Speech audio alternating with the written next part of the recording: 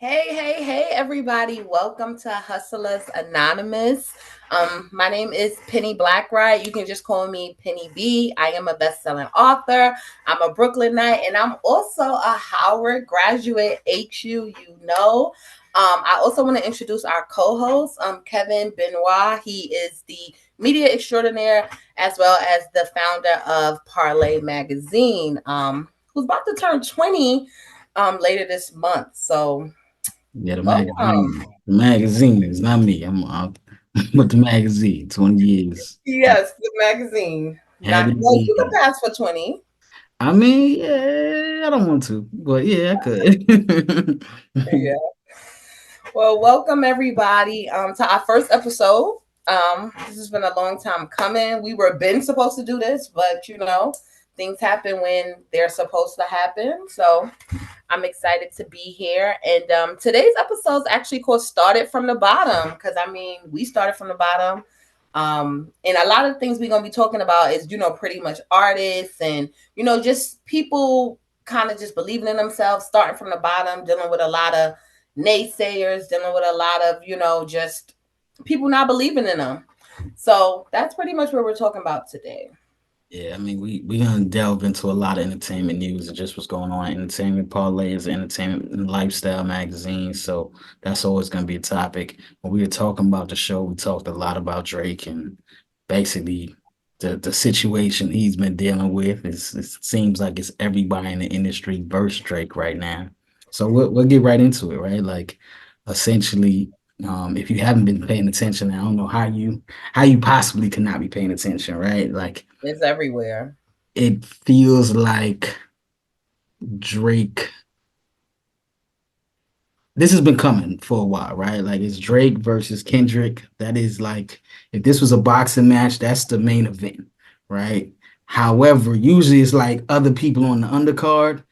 Is Drake also on the undercard? So right now, the main event is Drake versus Kendrick.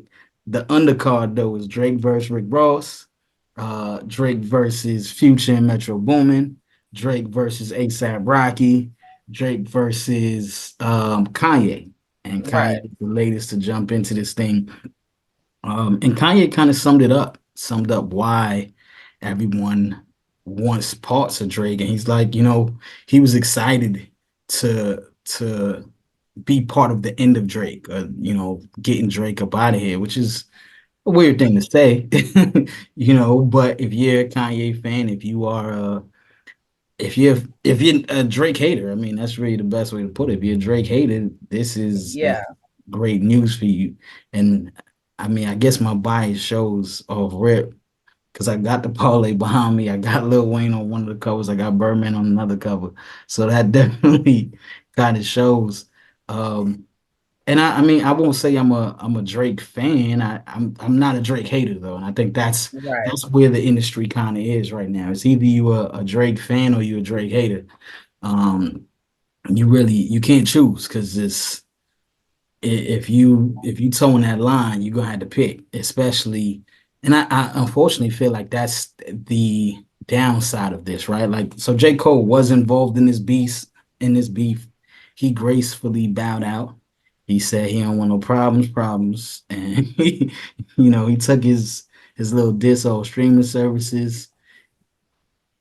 Weird Sad. move, very Sad. weird move. I Very know weird. I know the talk right now is that if he wants, because Kanye also dissed him and basically said his music, the ladies hate his music. He said it in other words, but he said the ladies hate J. Cole's music.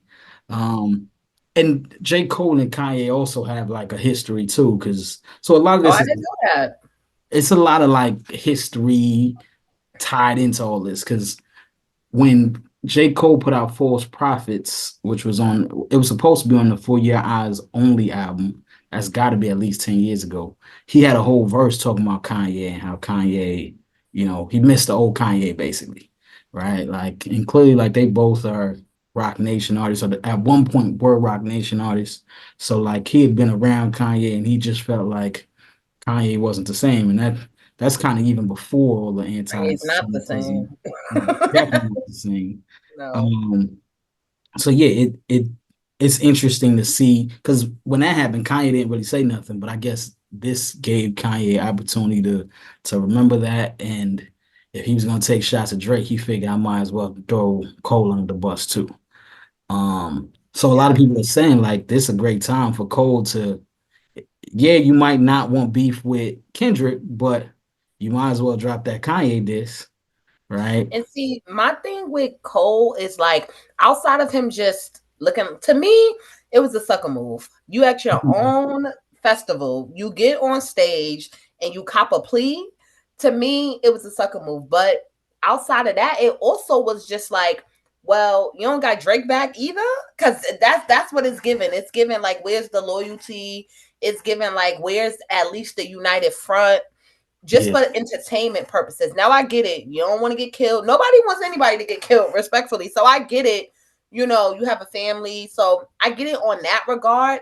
But I just feel like the way he did it and just everything, just the message that it sends, and just it just gave sucker. So that's my thing with Cole. Now, when it comes to people being Drake haters, you know, part of me is like, yeah, people Drake haters, but another part of me is like, it has to be something that Drake did behind the scenes. Like, it has to be something, because I just feel like people like Future don't just go hating niggas for no reason. Like, you know, like he's not Future, and I'm not a Future fan, but Future don't give me like he just some hating ass nigga. Like he right. just hating on an X Man. Like he just don't give me that vibe. So I just felt like for like Future to be having an issue, even Metro Boomin, it's like he's a fucking producer. Like, what, you pay him? Y'all good? Like what? Like, Right. so it has to be something that's going on behind the scenes that Drake is contributing to, or some kind of it has to be something. It has to. So I've tried to like, of course, the journalist in me has tried to like figure out what the root cause of all this is. As far as I can understand, Metro and Drake already had some issues since the end of last year because like Metro started removing his posts about Drake, and I think he moves removed some of his songs with Drake off streaming services. So that's like his issue with him. As far as Drake and Future, I think, and I there's no way of me knowing for sure unless Future actually says it. And he doesn't really talk about it on that project.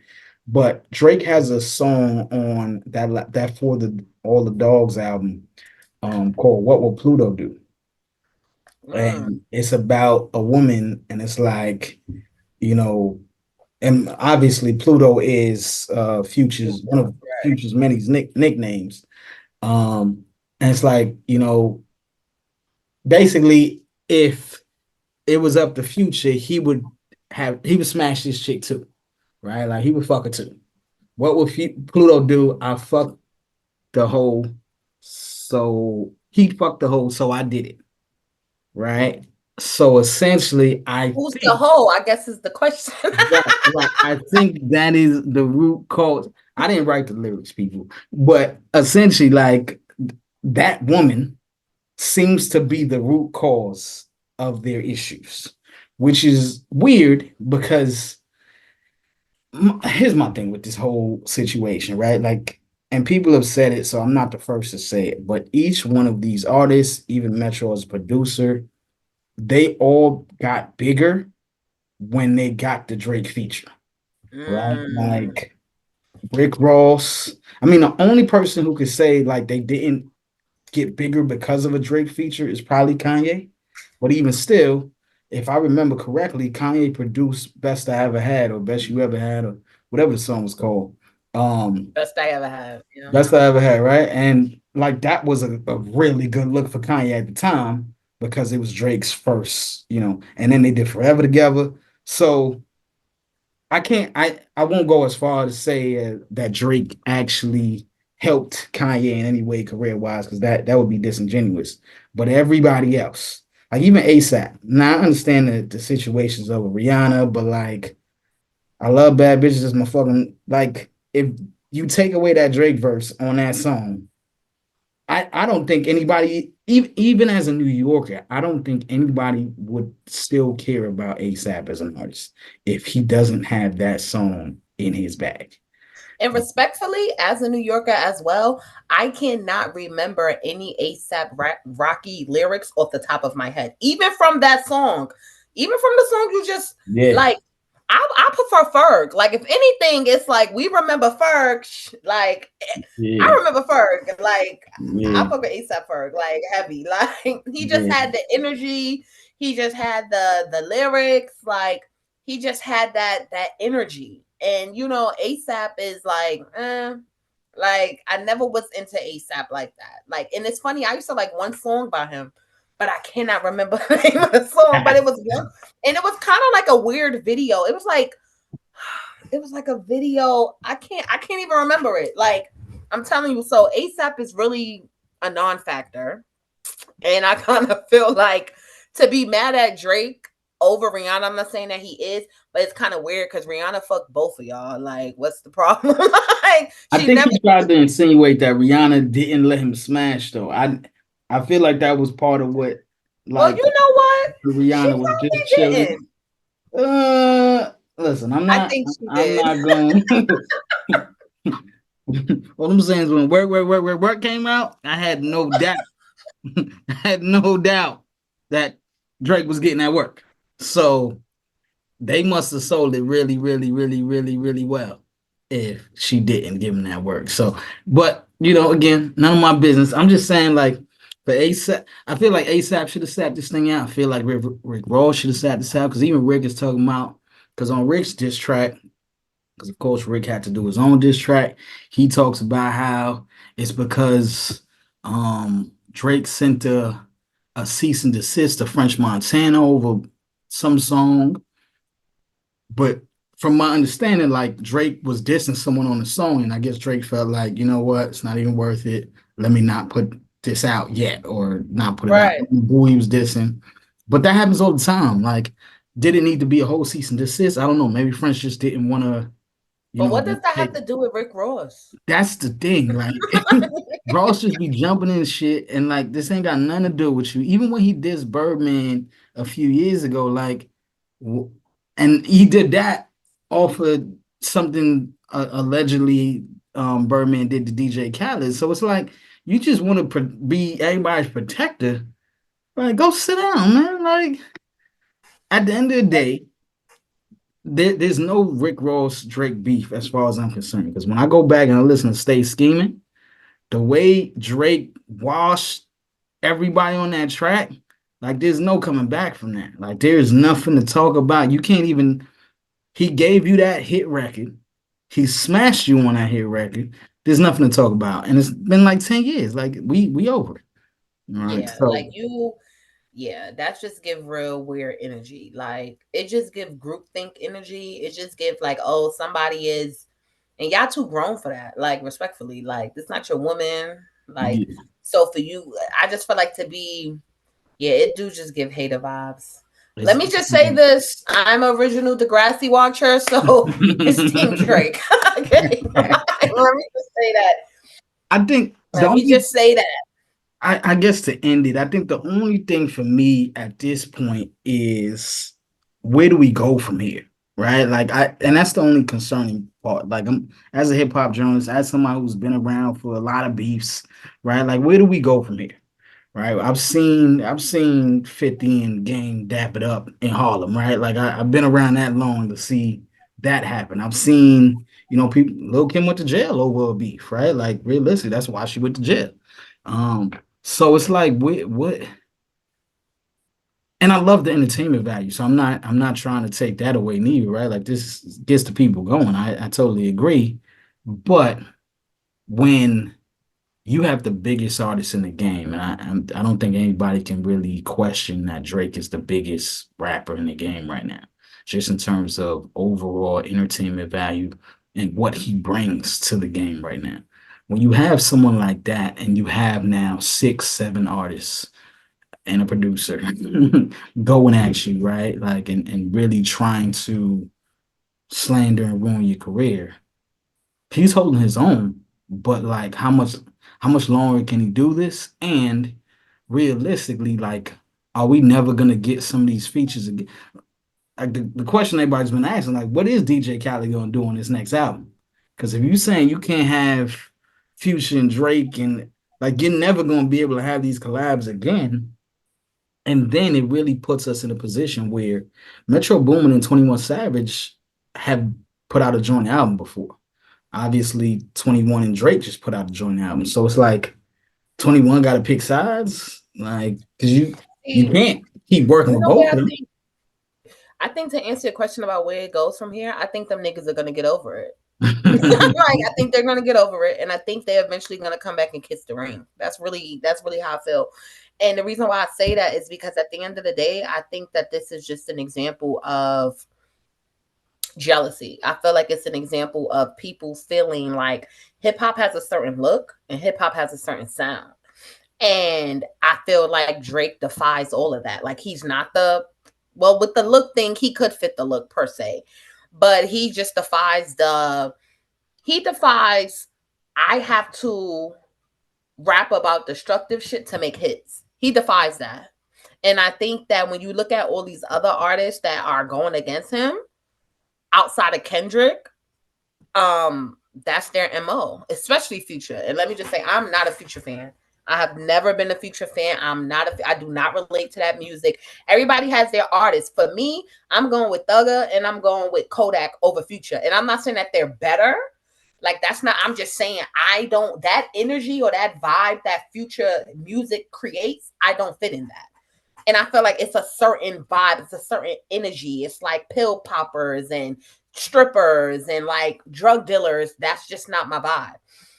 I'm not, Kodak, Kodak, but I just feel like with Kodak, it's more of a chill vibe.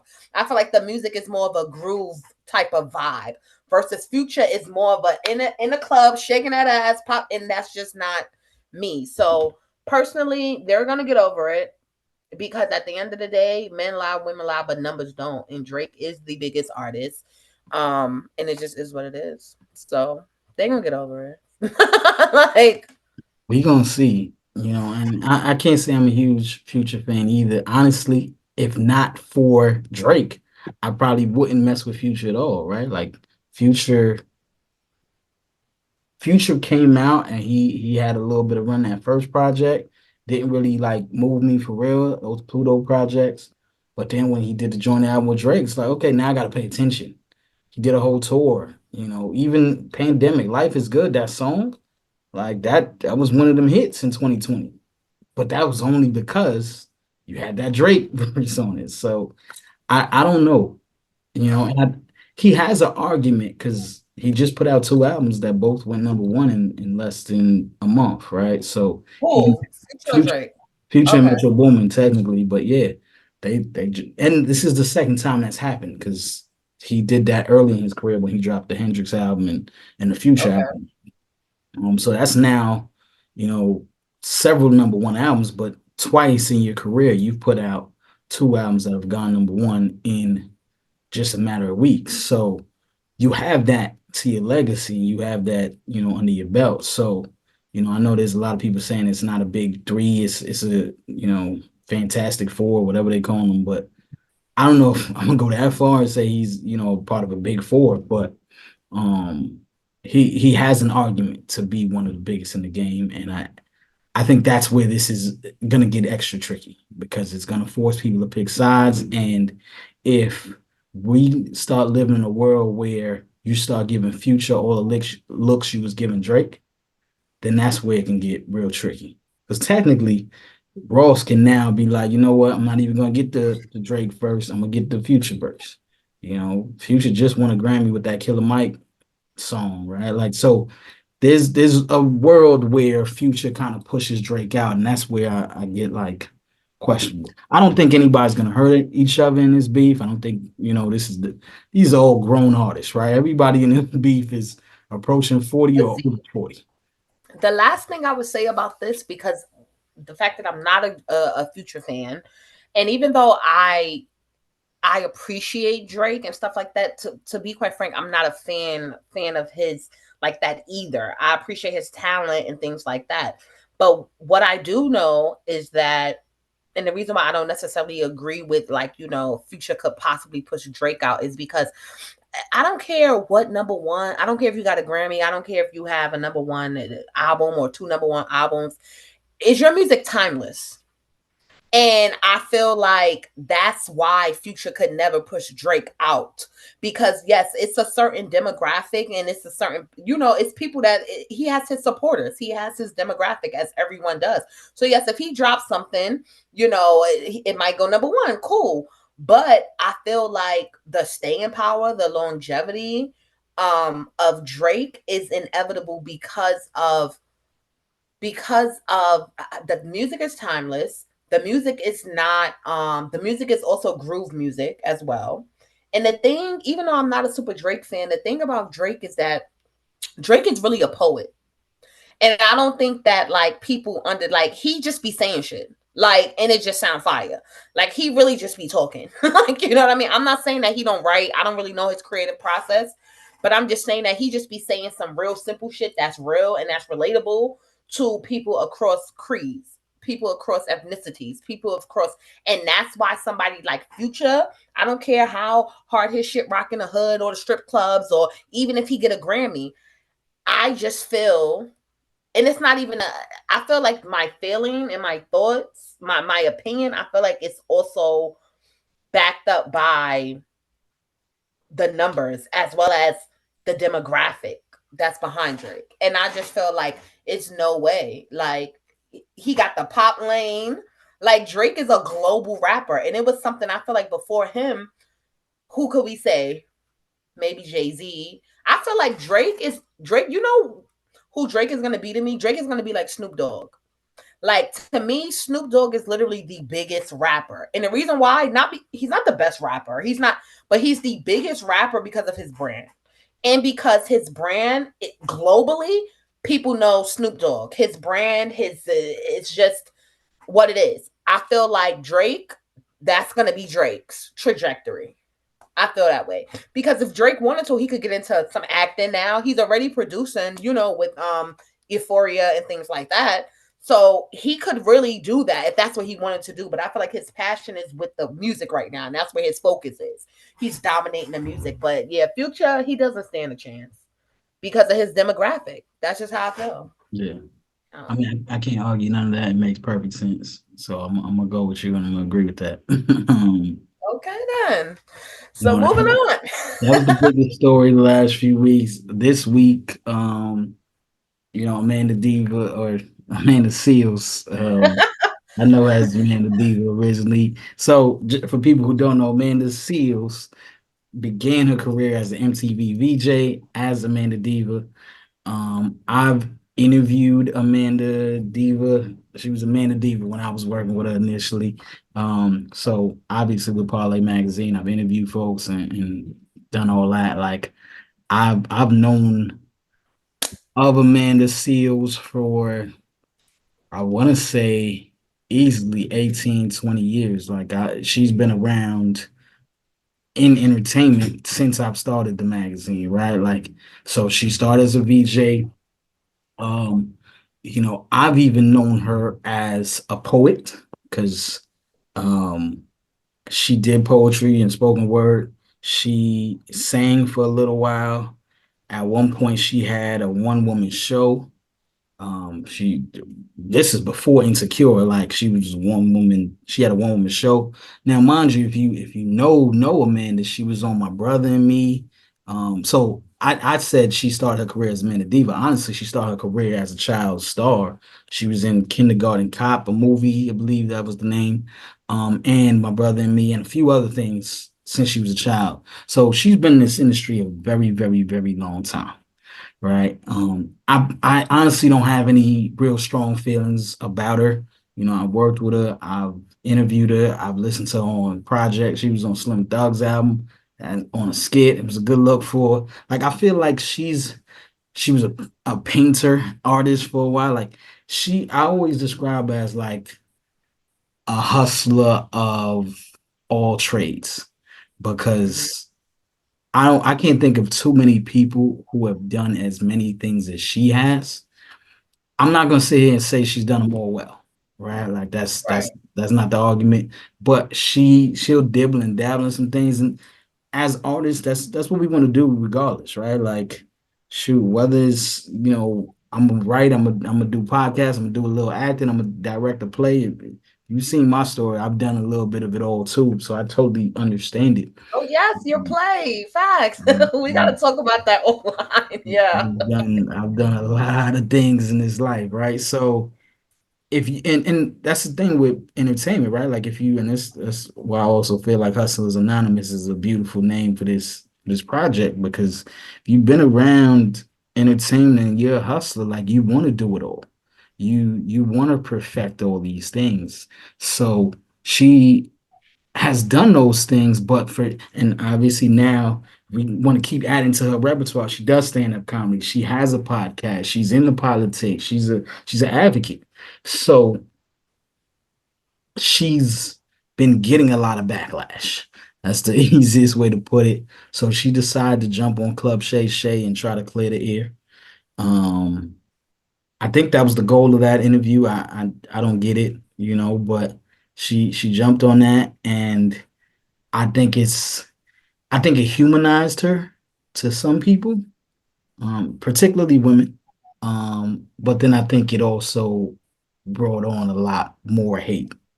Um, from what I've seen. So I know you watched some of the clips. I'll be candid. I haven't watched any of it. I haven't really watched Club Yeah. Shay Shay. Like that's another conversation. I ain't even going to delve into that. But I know you watched some of it. So let's talk about your feelings.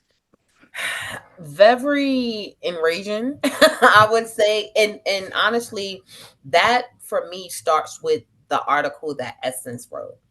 The Club Shay Shay, I to be honest, I did not watch the entire interview, but I did watch several clips, at least 8 or 9. But what was most disheartening to me was that article that Essence put out. I felt like, if anything, Essence as the platform, because you got not just the Black Women's Magazine, but you also have the Essence Festival. You just have everything that it represents for Black women, especially even outside of entertainment. Like there's a space at Essence Fest for the Black woman who's into politics, or the Black woman who's into just other things outside of entertainment. And I just felt like, especially with Amanda Sills, but this how this all kicked off was she made a live, well, I guess a Instagram story video, basically saying how she is not invited to some Black events, even events that she's hosted before. So she has hosted, I think, did she say Black Girls Rock, or no, she hosted, I think, the And NCAA and Image Awards, but she's yeah, never been invited. Or she said that about either the one of the BET Awards or something. So she's been booked for some of these events to host things, but she hasn't been invited, right? And that's where she kind of made this video, and there was a lot of backlash. And Essence actually responded, was one of the first responders, and basically said, we love you, Amanda, and we're going to do better. We're going to do better to make sure that we invite you to things, because she said that she's hosted stuff for Essence Festival, but she's never been invited. So they commented on Instagram saying, I don't know if I can't remember if it was on the Jasmine brand that they commented on one of the other blogs, or if they commented directly on her post. I think that it was on one of the blogs.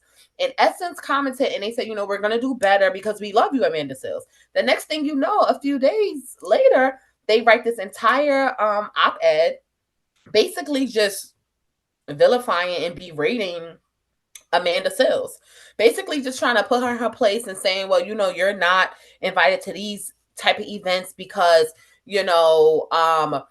these same kind of events that you want to go to, you criticize them, or you do this, or I just felt like that was disingenuous. The fact for them to comment and say and acknowledge that we're going to do better, but for you to come out with an entire op-ed, or even allow somebody to write an op-ed about that, I felt like, I think it was them. I think it was also The Root, which is another Black media organization or platform publication, that wrote something about it. And I just started to see a lot of Black publications write things about it where they were trying to vilify her.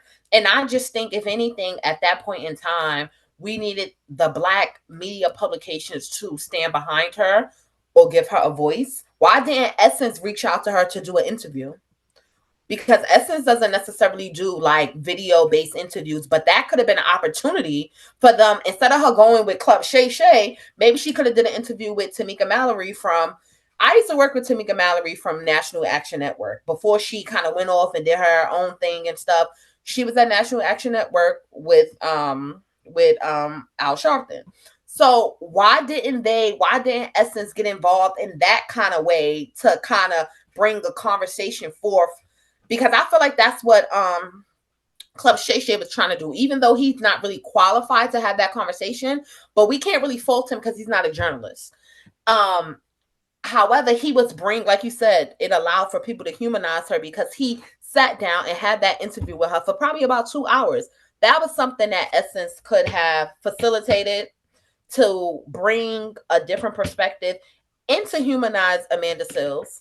But they wrote an article to vilify her after they said they would do better. So that was my issue. Now, next thing,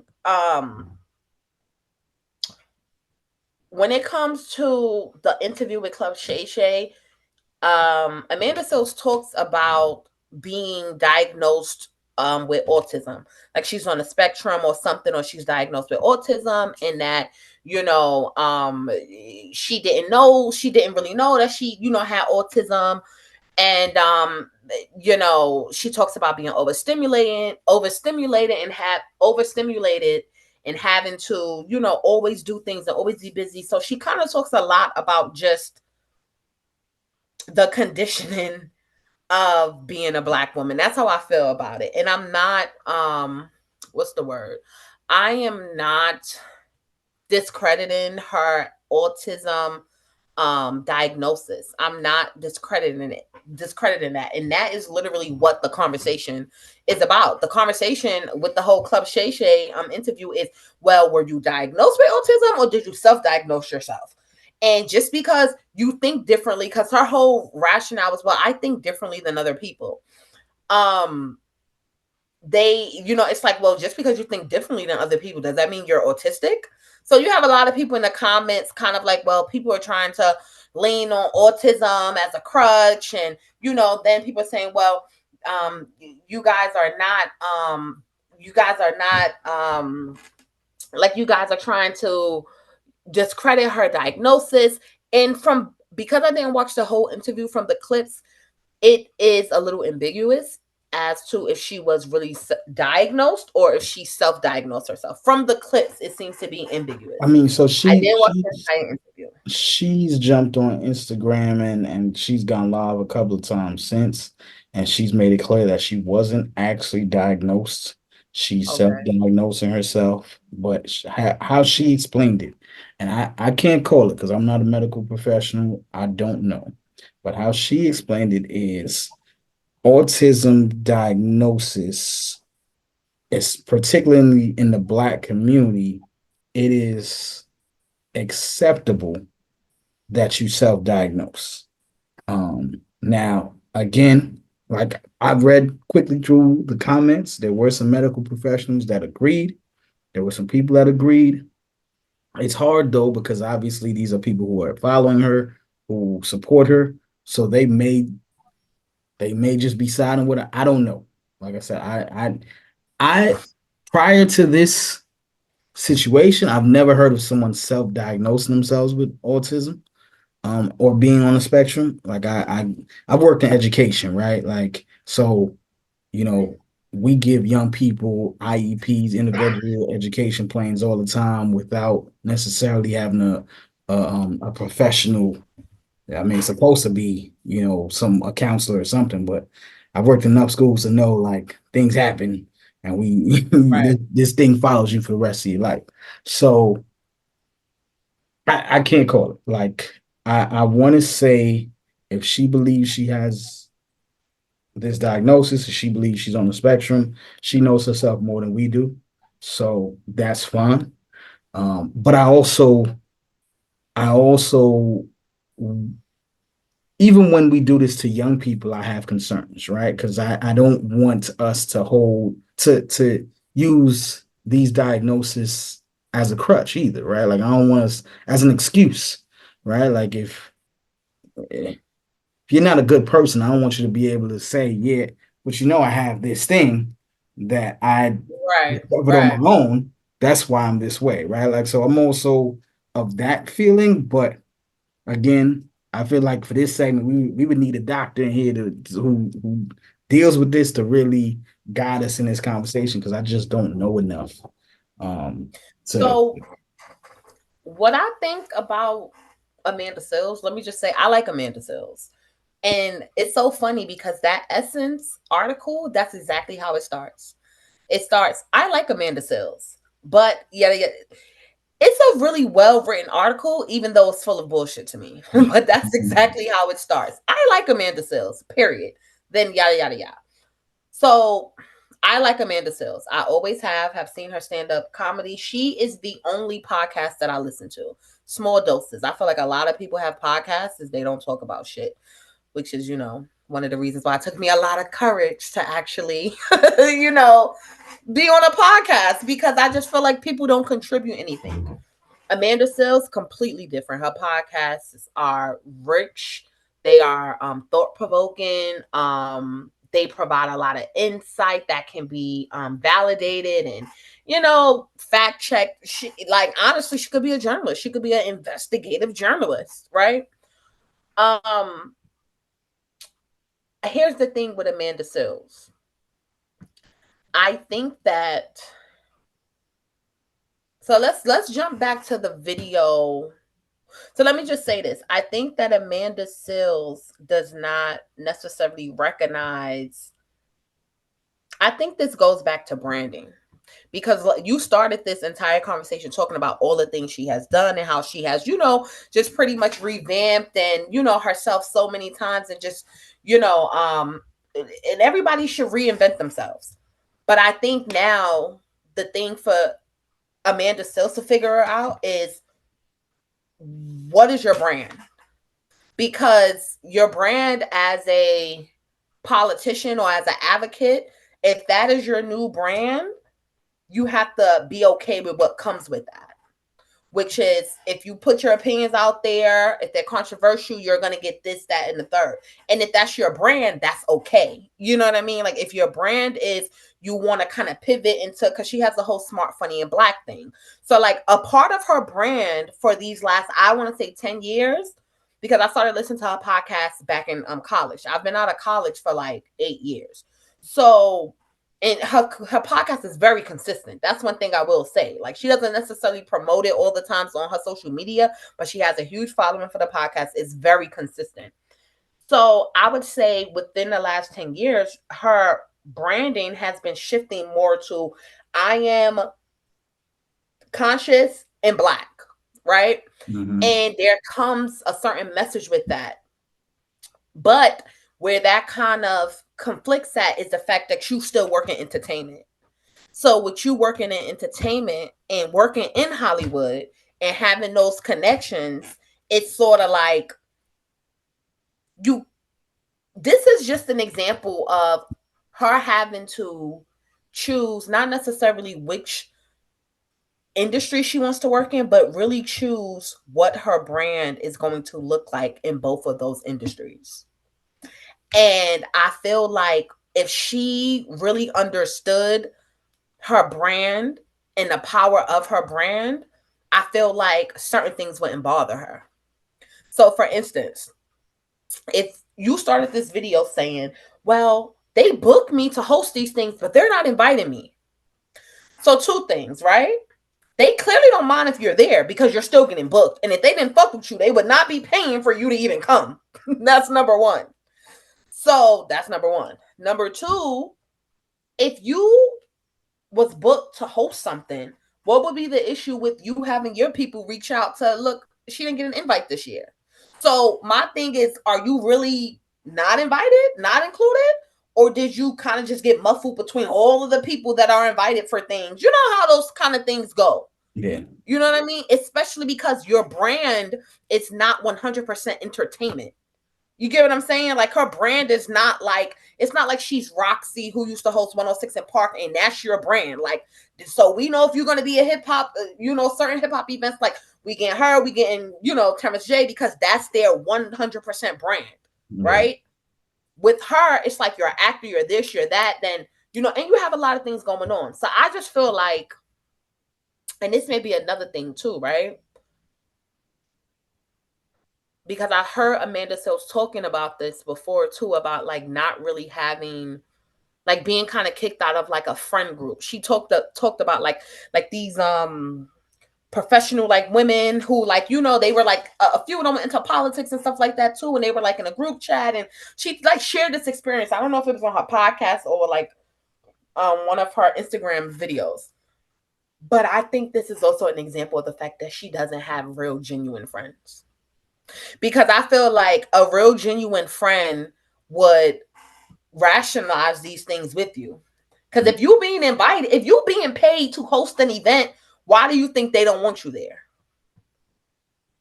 Like that just don't make no sense. If they don't fuck with you, they definitely not putting no money in your pocket. So I feel like the thing with Amanda Sills is that I don't think that she, as smart as she is, she doesn't have the best discernment. That's the thing right there, because she goes on these rants and raves on social media for free, bringing negative controversy.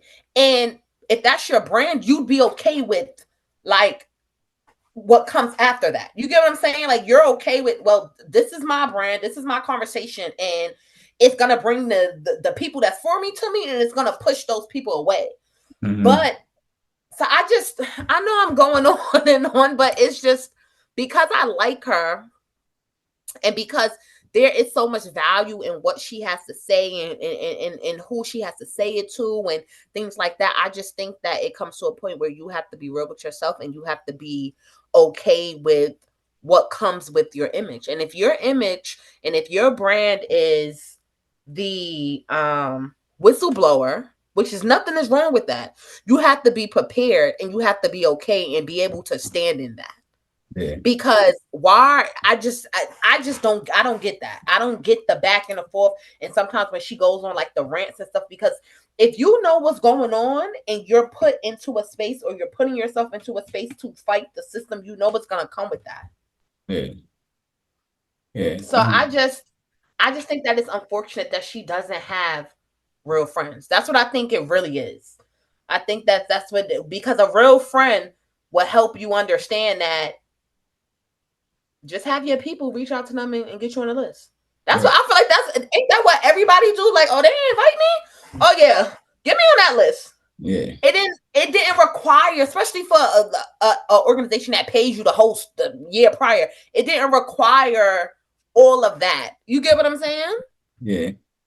Yeah. I mean, I honestly, and I think this is it's more of a commentary on where media is present day, right? Like even Club Shay Shay, like the reason why I watch is because I'm like, why? Why is Shannon Sharp an NFL player who, yeah, your thing was sports, my guy, like, and all of a sudden now you just in all things black drama, right? And it started with Kat, it started with Monique, and here we are with Amanda. It's like, bro, like I don't. This is so much like Drink Champs, and it's like even with that, like, bro, like Nori, like you supposed to be the guy, like you super duck.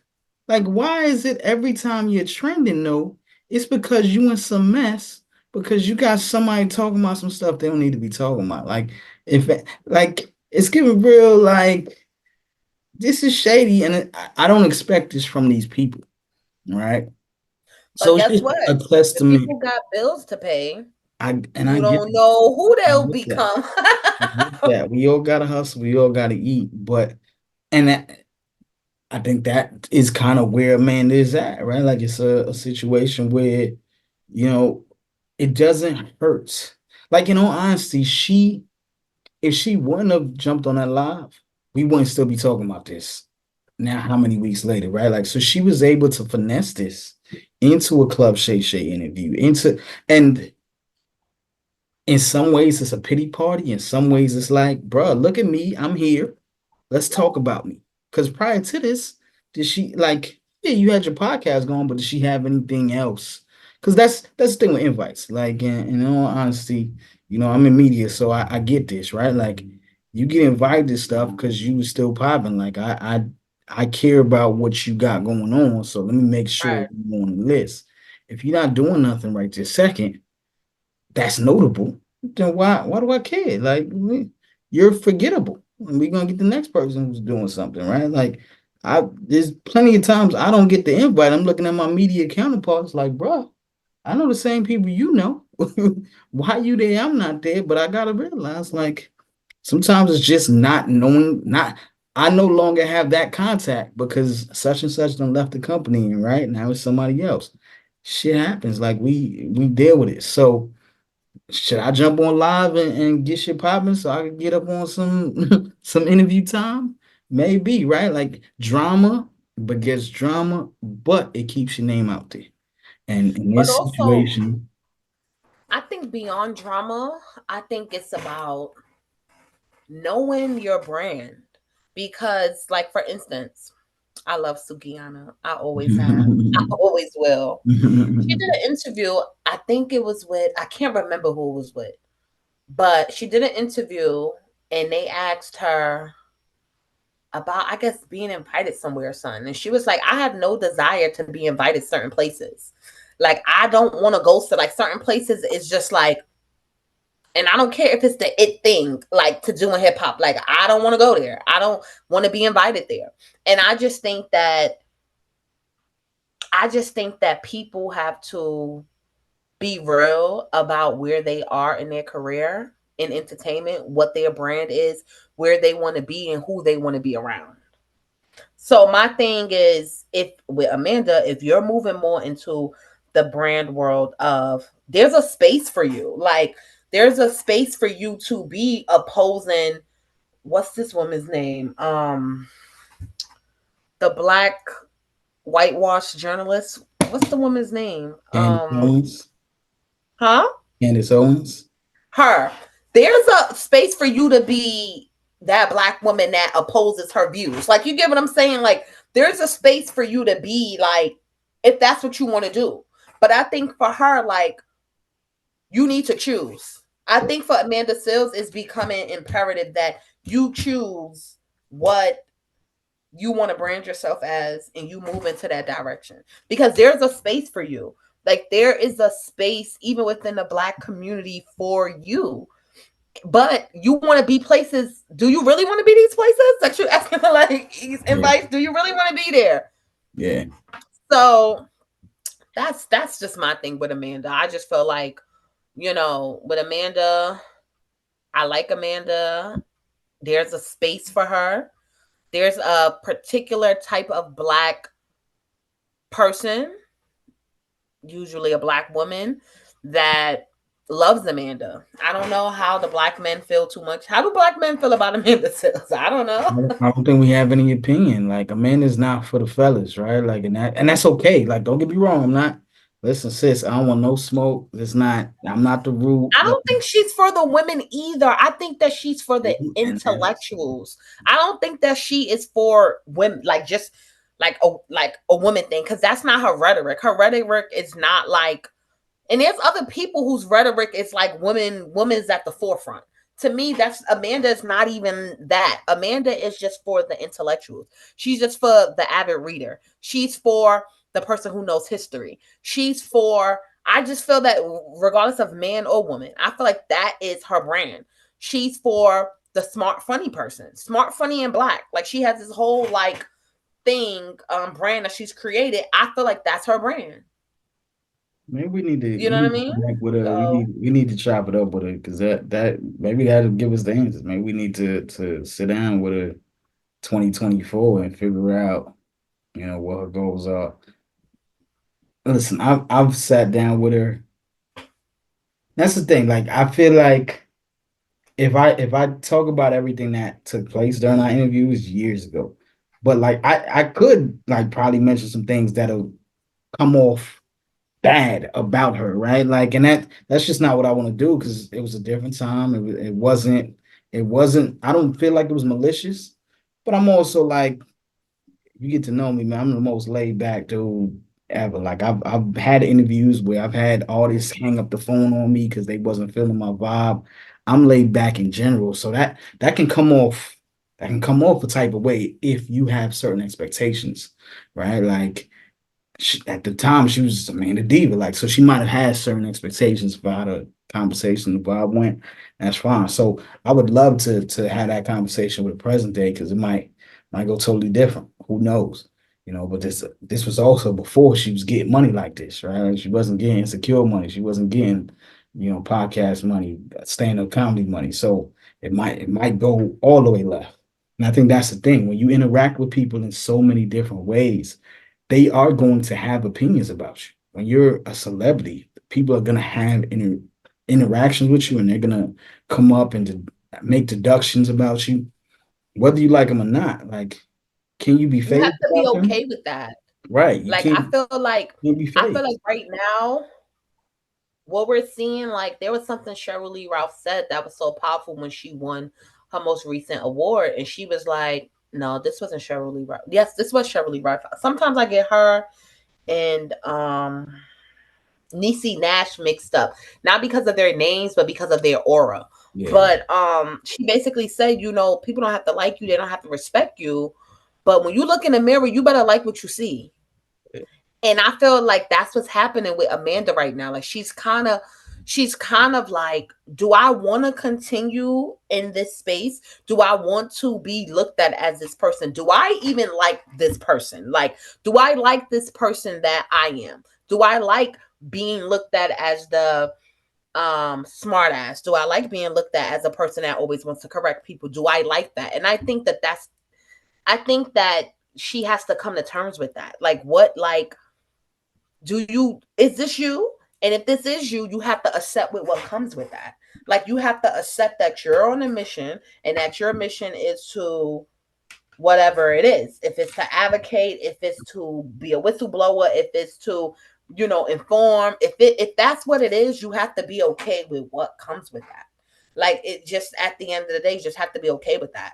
And excuse me, I hope that she comes to that. And I also hope that she gains a strong level of discernment about what is appropriate and what is not for her brand.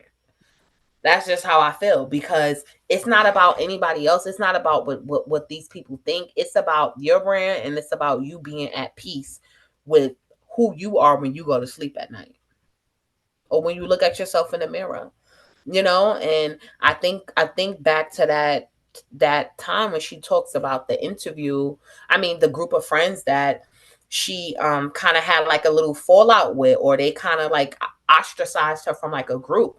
I've had things like that happen to me too, because the truth of the matter is that people want to be around people that make them feel good. That's just life. People want to spend time with people that make them feel good. People want to be around people that make them feel good. That's just what it is. And it is not, you can't demand to be in somebody's space just because you feel like what you have to contribute is valuable if people don't feel good by your presence. Mm-hmm. Like, that's just what it is. Like, and we can say whatever, but at the end of the day, when people spending time with people, or people have you in a space, or when people want to go somewhere, it's like, do they want to be around you? Yeah. And we could go back and forth about, oh well, people are just ignorant, or people just don't want to know the truth. People just don't want to be around that at whatever time, like it is. Like, if they at the after party, they don't want to be around that. They don't want to hear that. And that's not, I don't think that that's just, oh, because these people are dumb or these people are stupid in that industry. I think that wherever you go, people want to be around people that make them feel good. Simple. No. Okay. I mean, that's it. I think we gave Amanda enough energy today. Hopefully, we can chop it up with her or something like that. But um, you know, I talked about the history of parlay just a little bit and having conversations with it is obviously these print issues. So just a little history about parlay because we are after 20th anniversary. Yes, Um, yes. it's Congrats. been and you've written for parlay. You've been around for a lot of the journey. Um, Sometimes a little closer than others. Sometimes from far, but I think that's the beauty of this journey all these years. And I've had a lot of time to reflect and look at it the last few weeks, just kind of dissecting this entrepreneurial journey. And it's a lonely entrepreneurship is a lonely journey. And this is something like I continue to remind myself of and think about these last few weeks because, at the end of the day, nobody really it don't matter if they working with you, they still don't know the struggles and the ins and outs, right? Like, I started in print back in 2004, having no idea what I was doing, right? Like media was this completely new thing to me, and I was just doing it out the love, right? Right. It was a passion project, and I wanted to see my name in print, but I also wanted to kind of tell the stories of some of my favorite entertainers in the mix. And I've talked about before, I really started with a high school publication. And then, once I graduated high school, I wanted to keep doing it. And that's kind of the short version of how Parlay was created. So yeah, we did print, and this is these two issues are kind of like the prettier versions after years of work because we started in newsprint. We looked a lot like the Daily News and Mm-hmm. really um I was trying to be rolling out very early on.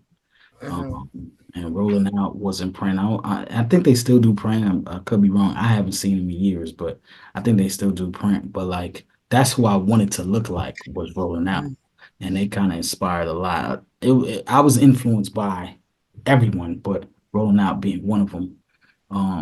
So we were trying to tell stories like that and highlight celebrities. And my goal early on and throughout, because it's still a goal, is really to highlight the ups and downs of being an entrepreneur, the ups and Mm-hmm. downs of being in entertainment.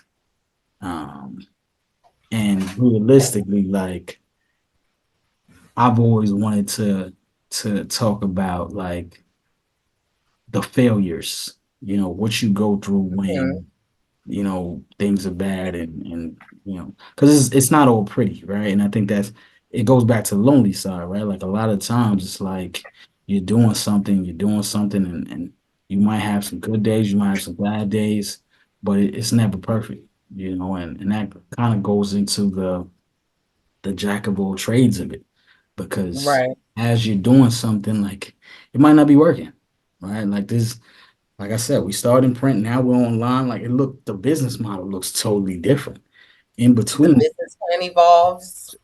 listen, that's if you got a business plan, right? Because sometimes you don't even know what to put on that plan, right? Like what I'm doing now, I'm just trying to make it to tomorrow, and a lot of times that's just what it is. I've talked to enough entrepreneurs, I even I've even success, right? Like what does success look like? Success is the most um it's devious. Like that's the best way I could put it, right? Like because Yeah. it's something that you're chasing. Everyone is chasing success in their own. Like whether success to you means I just want to be married and have a kid, whether success means you want to be a successful entrepreneur, you want to be a millionaire, so on and so forth. It looks different to each of us, right? And clearly, sometimes even that changes, right? Like you got people that's like, yeah, I want to make 1 million, and then all of a sudden they are dealing with mental health issues and all of a sudden it's a whole nother like I don't even want to get into that too much, but like that's just a testament to like how crazy these journeys are. And even that is such an individualized journey. So, Mm-hmm. there's so much I can say about it. In the midst of doing this is probably I've done podcasts before, I've done radio shows. Parlay Radio was like a 2006 venture. I've done Mm. a one woman play. I've done a full cast play. I've done a the Parlay poetry tour. You know, we did poetry shows throughout the country. Um, there's been so many so many things in between. So I'm proud of the 20-year accomplishment for sure. You know, Yes, I'm proud too, because you did start this from young. Why don't you tell the people a little bit about like what parlay means, like in terms of like what does the word mean, like where did it come from? I mean, the easiest way to explain, like, so like I said, there was a high school publication. I started in high school with me and two friends in high school, and our goal was, and I've done a lot of podcast interviews, so I don't want to reiterate what I've already said, but I did a story Okay. about Ja Rule and Ashanti for the high school publication at my school. And this is before I started mine. I read the story and I'm like, this was supposed to be a story about Murder Inc. and like how great they was killing the game at that time. This was 2000 or 2001, right? Like, Mm. and it was they put out the story, and I don't know, it just didn't read like a Kevin Benoit article. Like I don't know who wrote it, but because they was editing, it was a high school publication. They edited it, so it looked totally different than what I wanted it to be. So I ended up starting this other publication, really to be like, yo, I want unedited content to really speak to the people, right? And at the time, it was high school kids. So we created the Wingate Voice. I went to Wingate High School in Brooklyn. The Wingate, Oh, okay. yeah. So That is so flatbush to go to Wingate. listen, I grew up in Crown Heights, but yes, all up through Flatbush had to walk past Erasmus just to do anything in life. But yes, um, so Wingate Voice was the publication. So once I realized that I wouldn't be able to continue doing it, I was like, I still need the voice, but if you're of a certain age, you remember the Village Voice, right? That was a free publication in Manhattan. And I was like, yo, I don't need no smoke. I don't need to be sued, trying to come out with the voice. And we looked a lot like them. We were in newsprint. So I was like, I need that same voice vibe, but like, I need to switch it up. And one of the other names I was going with, because I was from Crown Heights, like I said, was the Heights magazine. Mm. But I was like, there's too many, that could be Washington Heights, and it just didn't roll off the tongue like I wanted to. Like, because I wanted to rep Brooklyn, I wanted to rep, because I knew this was gonna be around for a while. Like, I didn't honestly, I didn't think I'd be around 20 years, but I knew it'd be around for a while. So I was like, I'm Haitian, my parents are Haitian, so I'm like, I need to incorporate some roots too, and Parle is French. Parle is French to talk, to speak. Um, and there is the English parlay, like we just parlaying, which is a conversation. It's not really a common English word, but it pretty much means the same thing. Right. So I was like, I'll go with that. The little accent over the E, I love it, which is why I Mm-hmm. always tried to keep the accent. So that was really what it was. But in all honesty, like I love the name, and I everything I do is still parlay related. But if you ask me present day, I probably wouldn't have named it parlay. Mm. Just because like that accent over the E is not Google doesn't fuck with it, right? Like Google don't like that accent. Um, so realistically, like search wise, it hurts, you know. Mm. So yeah, realistically, I definitely would have went a different direction. But now I'm stuck with it. Like the only accent Google respect is Beyonce. That E and Beyonce name, that's the only one they respect. Because But any you could take the accent out for SEO purposes. and I try to, I do at times, but then it becomes a pronunciation situation. Because then I'll go into a meeting and they think it's Pearl or Paul, right? Like they pronounce it all wrong or whatnot. So Oh it man. gets tricky. Like, so yeah, realistically, I can't have it on a lot of things. On the email, it's just Parlay Magazine. Parlay Mag is the site. It's not, you can't really have the accent over the E in anything. When you write it out, you just gotta, Right. besides me putting it there just so people could see it, like it really. it really doesn't have the value, which is also why it probably wasn't the it was a great decision at the time, but as things have changed and like the evolution of the internet and SEO and all this other stuff, because SEO wasn't a thing when I started this, right? Right. Nobody knew what SEO was, right? So it's just a testament to how things change, and that's why you have to constantly be pivoting and trying to figure out what your next move is, because nothing's the same. You know, we can talk So about what? views. So speaking of like next move, what does the future look like for Parlay? Man, I don't know. I don't know. I'm not even gonna say and lie to you. Like, I was always someone who, like I said, I didn't even see 20 years, right? Because I always used to be like, okay, here's the 5 year plan. If I'm not here in 5 years, I'm out, right? Or if I don't see this type of progress in 2 years, I'm out. And it wasn't until like Right. 10 that I kind of stopped that. And I had to just be like, you know what? We're just gonna lock in, we're gonna keep doing it, we'll see what happens. But Mm-hmm. you know, media is in a totally different place than it was even 2 years ago, right? Much Yeah. less 4 or 5 years ago, right? So it's very hard to have a blanket statement of where I see myself or where I want to be with the publication. I'm gonna keep at it. You know, that's the only thing I can promise right this second. Um, you know, even the content we create looks totally different than a few years ago. Like we were doing these interviews, but because of Shay Shay, because of Drink Champs, like even interviews look totally different than they did Mm-hmm. 5 years ago, right? Like 2 years ago, right? And even like the expectation from the artist side looks different too. Because a few years ago, it was I just want to tell my story and be able to really be my true self in an interview. And now it's the viral moments, right? So a lot of times these interviews, like it's not even you being authentic or true to yourself anymore. It's like I just want to have these viral moments so that people are talking about this 2 weeks later. Because that's the thing, like if we do a positive story, nobody cares.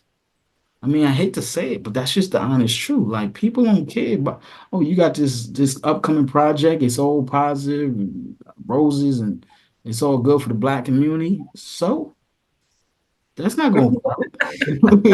Like what we talking about? Like that's cute, but like nobody, you know, I'm sure you know this on your side with the books, right? Unfortunately. Like, okay, new author, new books, cute. What else? Like, So who we got? What we smoking on? Like that's honestly where we at. Like who we got beef with? You ain't got no beef with no other authors, and that's the crazy shit. Like that's like, and you know this because you you know done what? interviews for me before, right? Like if I would have went to a publicist 10, 15 years ago and been like, yo, you know what? Your album is cute, my fan. But what we gonna do today, we're gonna talk about everybody you don't like in the industry. That's our whole everybody you had beef with, everybody who don't want to see you where you at, let's talk about them for an hour. And I'm gonna get you high as fuck in here, and we gonna drink this whole bottle of yak, right? These publicists would have laughed at me. They would have laughed at me and they would have never fucked with me. Right. So things change. Like They that's do definitely change. They right. do change. Because now And that's that's so interesting that you like when you bring up like the positivity, the negativity, what do consumers want with entertainment? And the truth is it's entertainment. So, people do want to be entertained. And even in the world of books, in the world of books, you have readers complaining about some of the same storylines, especially in urban fiction. They don't want to read about the drug dealers anymore. They don't want to read about this. They don't want to read about that. But authors who write them, they are making 30, $40,000 a month on Amazon. Who write about the rude guy and the drug dealer and this and that, and the hood shit is selling. However, what I will say is that there are readers who are looking for different kind of stories, especially in the black space, especially in romance. They don't want to read about struggle love. They don't want to read about that anymore. And there is a particular audience of black readers and black consumers, just like there's a particular audience um of black music consumers that want a little bit more consciousness. They want something, you know, they want, they don't want the sexy bread. They don't want the Zane books. They don't want that. They want something of more substance. And there is an audience for that too. I just feel like it becomes about artistry or artist integrity and being okay with your branding. So like even for me right now, it's like I'm okay with my branding of romance, women's fiction, erotica, and I'm even okay with my titles and how my covers look, and you know how they do look different from some of the urban fiction covers. And you know, I'm not writing, I write about mainly black affluent families who are going through dysfunction and things like that, but I'm not writing about struggle because I'm just not writing about that.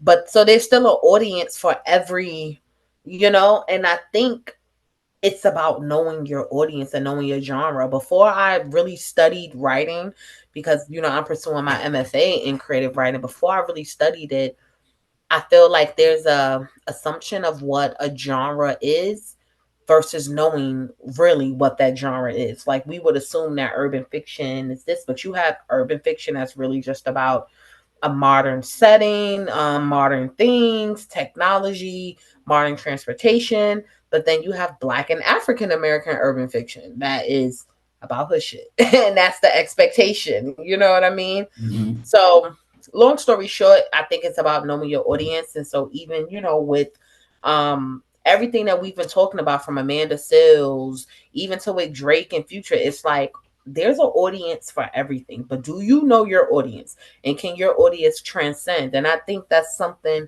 that hustlers have to understand. Also, and this is something that could be a whole nother show, but do hustlers understand the difference between a hustle, a business, a career? Because I feel like as a hustler, you should have all three.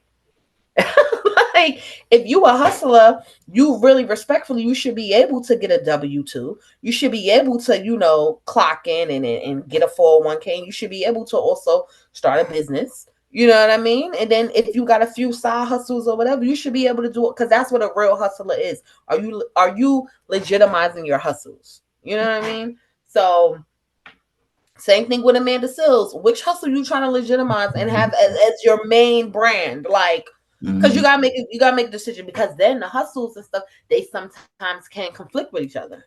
Yeah, yeah. So And I mentioned it before. Like I worked in education for most of the parlay career. So yeah, you have to make decision. I can't be parlay cab when I'm in school, right? I haven't worked in education since 2021, but we launched a nonprofit. So I have a nonprofit that's youth dedicated. So yeah, it looks totally different. I gotta find that balance. As much as I want to talk about ratchet stuff on the site, actually I don't want to talk about it, but we have to do it because it's entertainment. Still got to have that balance with parlay endeavors. We can't come near any of that, right? So it's understanding that you yes, a lot of times as a hustler you wearing multiple hats, but the hats also you really got to know when to take one off and when to put one on because you don't want it to mess up because one business can totally or one hustle can totally mess up your other businesses and your other hustles and your money. So be very mindful about that. Um, but yeah, so that's the parlay. I mean, we'll continue to talk about parlay. I mean, this podcast is kind of the future, and it's an opportunity to grow the audience and to introduce new audiences to what we're doing and remind old audiences that we're around because you do anything for a long time, people start forgetting, right? That mm-hmm. especially with our community, I talk about that all the time with even some of our artists, man. Like people forget Jagged Edge still exists, right? Like they still put out new music every few years, and like people still only remember where the party at. Like so, sometimes you got to come out with something new and remind them, right? Like we are still here, we're still doing big things, and yeah, I'm gonna keep these old issues because we did that, right? But at the same time, it's something new now. We on the site. You got to check out the site, see the content we got there. So that's that for now. We're gonna jump into this parlay with Penny segment. Um, Yeah, so guys, Penny here, as she has been here throughout this whole interview. But just to give you guys like a quick little recap. I am a best-selling author, so I have 12 books out, and I write fiction. I write romance, I write erotica, I write women's fiction, and I'm an award-winning poet. So poetry is my thing. I'm just I have a way with words. So this segment is really kind of dedicated to women. What's going on with women? How are women showing up in the world right now? What issues are women dealing with? Um, any current events or like any big women in the industry or media? What's going on with them? And right now, we have Angel Reese, and then we have Caitlin Clark, and we have not the battle of the sexes, but we have the battle of the races. Just to be quite frank about it, we see Kate and Clay, excuse me, we see Caitlin Clark, kind of just how do I say this? um, we see her being praised for we see her being praised overwhelmingly for things that Angel Reese has either done or knocked out the park or like, and I kind of just feel with that it's just a classic.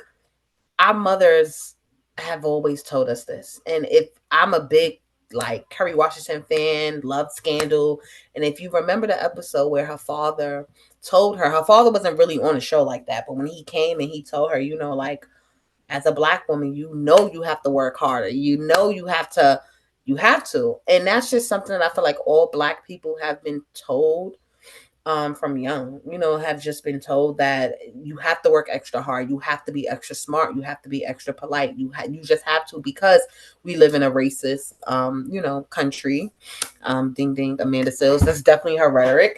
That, because we do, and I mean, when you know history, you know that there's nothing else. And I think this is what enrages Amanda Sills so much, that where we live, the history, so how can it be anything other than? Yeah.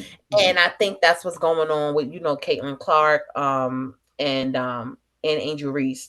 As a black woman, Angel Reese can't have an attitude. She can't be upset. She can't be sassy. She can't be feisty. She can't dress a certain way. I even seen people talk about how she dresses or some of the other hobbies that she likes. How she likes to wear her hair. How she, it's just being a black woman. There's a certain look. There's a certain aesthetic, and the crazy thing is, it doesn't matter what industry you're in, because she's in entertainment, she's in sports. So you would think there would be some kind of leeway or about how she presents herself, but not really, because at the end of the day, you're still a woman, you're still a black woman. So how you present yourself, it affects how you're perceived. So I feel like with Caitlin Clark, when you a lot of the times with white women, there is a non-threatening persona that they sometimes have, not all the time, but it's been a tribute to the fact that racism has created these ideas that black people are dangerous. Black people look dangerous. Black people are intimidating. Black women are fast. Black women are overly sexual, hypersexual, black women, and all of that. Like, just from history, it paints everything. It paints how black women should look, or what black women should do, or how they should represent themselves. And I just feel like with this Angel Reese and with this Caitlin Clark thing, that's exactly what it is. Um, and there's nothing else to say about it. I don't care about anybody's opinions about it. I don't care about what I don't care about it. I know history. I'm a black woman. I work in corporate America, and I work with only white people. And I know what it's like. I know what it's like to have to deal with certain things. I know what it's like to have to put on your white voice. I know what it's like to have to act like you give a fuck about your boss, like taking off of work to go do mystery readers with, her nieces. And my mother never got to take off of work to come and see my school play. Like, and I gotta act like I really give a fuck. You know what I mean? Like, I know what these things are about. So It's just like to talk about it is so yeah, that's the situation. Now, moving on to just the whole WNBA thing, like period. I don't want to be the black woman to say it because I don't want it to just come off like contradictory of everything I just was saying. But I work in marketing. I make $75,000 a year, and so does the woman in the WNBA. Like they make, I think it was what revealed that they make $70,000 a year for playing, WNBA, and that also explains why I think it was what's the player who got caught up in Russia? Brittany, Brittany is that Griner. Brittany Griner. Brittany? Brittany Griner. See, I get her mixed up with the Brittany Renner. The I get that name. That's all. Like I know she's not her. Two different So, situations. literally. But yes, even with her, you have to play overseas. You got to get your money. I get it, right? I don't want to be the black woman to say this, but I'm gonna say this because I'm just unapologetic. Respectfully, nobody want to watch that shit. Like it just is what it is. Like nobody want to watch that shit, and according to the ticket sales, nobody is watching that shit. Like I mean, it just is what it is. Nobody wants to watch women play basketball. It's sad to say, but if they wanted to, they would buy tickets, and it would be undeniable. People don't want to watch it, women included, unless they're into sports themselves. But other than that, as far as like the general public, like I've been to so many sporting games, honestly, just because of the adrenaline and the excitement. Like I've been to NCAA games. I just was at the Legacy Series, sitting directly behind Grant Hill. He was very nice. We took a picture together. I was sitting right behind him. He was a commentator. I told him I loved his wife because I do love Tamia. I love me some Tamia. He was very nice. Even that game was very exciting. The adrenaline, the boys are playing, they going hard. I've been to a Liberty. I've been to a few Liberty games. I'm from New York. I've been to a few Liberty. I think it's called Lady Liberty. Yeah, no, it's not exciting. It's not exciting to watch. Like it's just not. And this is coming from a person who's not into sports, but a person who has been to so many other games and just the adrenaline. Like I've been to horse racing in like Barbados and different Caribbean countries. That is exciting. Seeing the jockeys on the horses, seeing the beautiful horses, and that's exciting. Watching women play basketball is not exciting. And if it was, people would pay to see it. It just is what it is.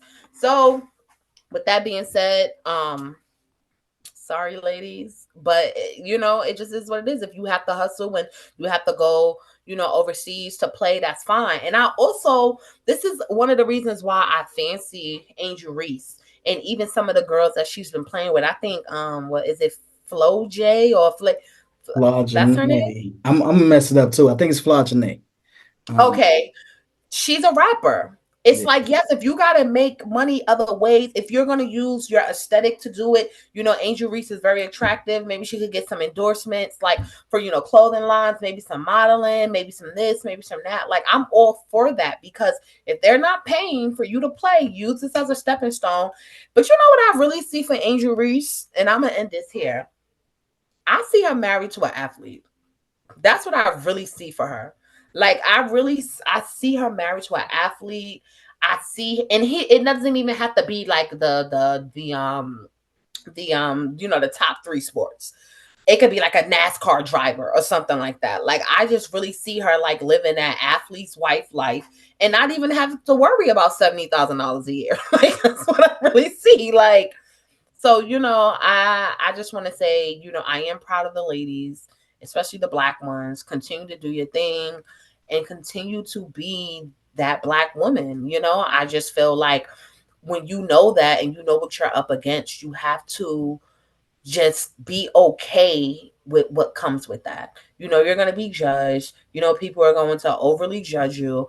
And it's just a matter of understanding that it is not your job as a black woman to make other people comfortable. So even with Amanda Sills, if you have decided and you stand in that it's my job is not to make you comfortable. Actually, my job is to inform, or my job is to whistleblow. You got to be okay with what comes with that. And I think that Angel Reese is okay with that. So I'm okay with it. So that's Man, your parlay with Penny segment. Like, just live in your truth, black women. Just live in your truth because we are the blueprint. You know, I feel like even now on social media, everything I'm seeing is all of our hand mannerisms, all of how we talk. It's just everybody's copying it. I'm just talking about, like, I'm not even getting into the aesthetic. I'm just talking about how we express ourselves. Everybody is copying how we express ourselves. So just continue to be you. That's what I would say. From the hand movements to the gay boys. I even seen a video of some like Muslim like girls from like some some Muslim country, and they're doing all the hand signals and they're like period and they're like and they got their garments on. So, you know, just be you. Don't apologize for being the blueprint. Like, which I thought I'm a real black girl. Like, and that's not to say that every black girl is loud and obnoxious or that black women are loud and obnoxious. But at the end of the day, if I am feisty, I am. Like, it just is what it is. I'm the blueprint. So do you want it or do you not? And it's not an act. This is real life. It's not, oh, cut it on, cut it off. It's like, no, this is me. And so that's just how I feel. Like, yeah, so. I think you said it all. I ain't even gonna try to add to that. Okay. Um, moving on to this moment in New York real quick. And literally a moment in New York. Summer Jam 2024 is upon us or about to be upon us. It goes down in June. June Um, 2nd. June 2nd. Anybody who's from New York knows the Summer Jam is one of the biggest, or it used to be. I'm not gonna sit here and act like it's still as big as it used to be, because it used to be a situation where you had the Jay-Z pulling up, you had the Nas pulling up, right? Like we really Yep. don't get that anymore, right? Like this year's lineup is Doja Cat, Sleepy Hollow, DeVito, Sexy Red, Offset, T Grizzly, Method Man, and Redman. Now it's early, so they will probably add to that lineup. Um, but depending on who you ask, it's not a great start. Last year's lineup, just Sexy because, Red gonna steal the show. and she probably will. That's a tough lineup. And so just to compare it to last year's lineup, last year we had Ice Spice, Cardi B, Lil TJ, Coi Leray, French Montana, Lola Brooke, Fabio Foreign, The Lots, and Glorilla. So that was a New York heavy lineup, heavy New York lineup. This year they kind of went a little more diverse, a little bit of everybody, and really the only New York is Meth and Red, and that's New York and Mm, Jersey. Because yeah, no, and Sleepy Hollow's from New York too, but he's not really a big artist. So he's not. I'm a That's little odd. surprised. Yeah, I'm a little surprised to see on the bill. He might be on like. They was better off getting Ferg. Like they was better off bringing like ASAP Ferg, like Rocky, just for accessory. But But you know what it is like, and this is what we was talking about with Amanda. Sometimes it's like, what are you doing?